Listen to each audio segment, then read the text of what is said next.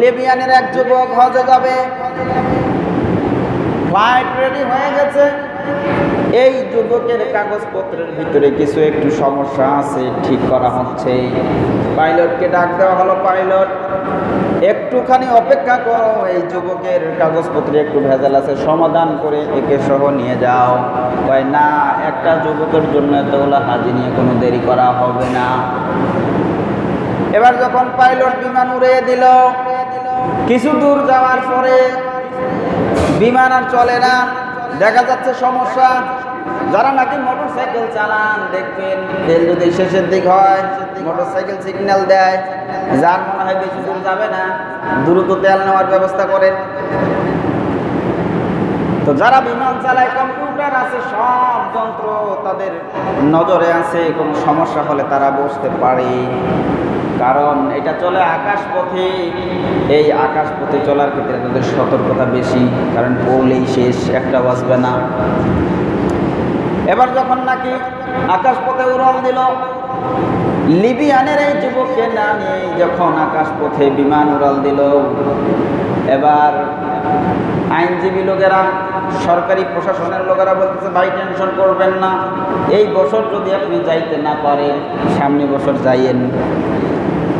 লিবিয়ানের এই যুবক ডাক দিয়ে বলে, ভাই টেনশন আমি করি না, কারণ আমি আল্লাহর ঘরে যাওয়ার জন্য বাইর হয়ে আসছি। আল্লাহর কসম করে বলছি, আল্লাহ আমাকে হজ করার জন্য মক্কায় নিয়ে যাবে, এইবারই যাবে। সুবহানাল্লাহ বলে।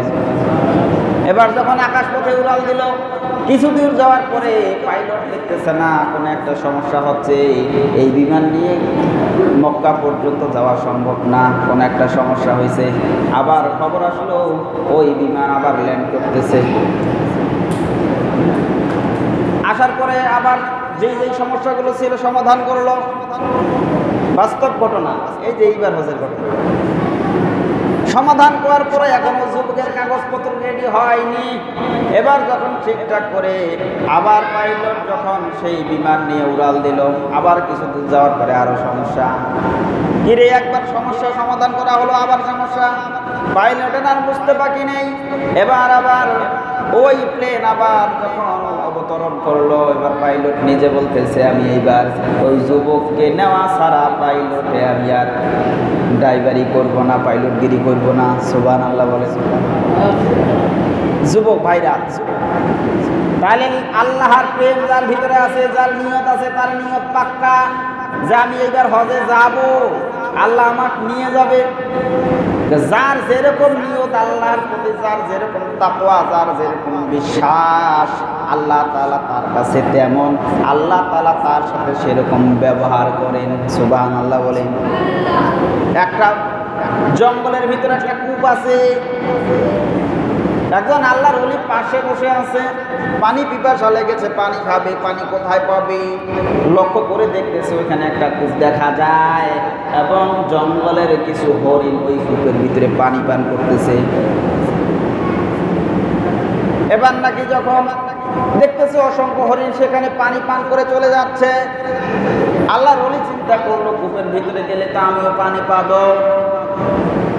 মানুষের ধারণা হলো কূপ এমনি এমনি পানি দেয় না, রশি লাগে, দড়ি লাগে, বালতি লাগে, নামে দিয়া তোলা লাগে, তারপরে খাওয়া লাগে। এটা মানুষের ধারণা, ঠিক কিনা বলেন?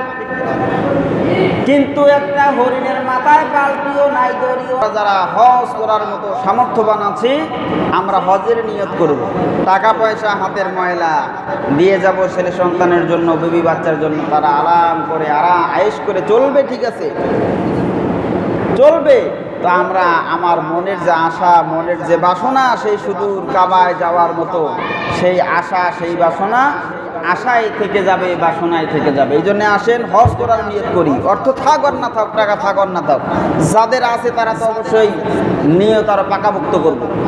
আর বিশেষ করে কুরবানির নিয়ত আমরা এমনভাবে করব, সহিভাবে আমরা কুরবানি করার নিয়ত করব। সহি মানুষ, ভালো মানুষের মাধ্যমে 7 জন হোক, 6 জন হোক, অনেকেই কয় 6 জন দেওয়া যাবে কিনা, 5 জন দেওয়া যাবে কিনা, যাবে 4 জন দেওয়া যাবে কিনা, যাবে সর্বোচ্চ 7 জন। 1 জন থেকে নিয়ে 7 জন পর্যন্ত আপনারা কি হতে পারবেন, শরীক হতে পারবেন।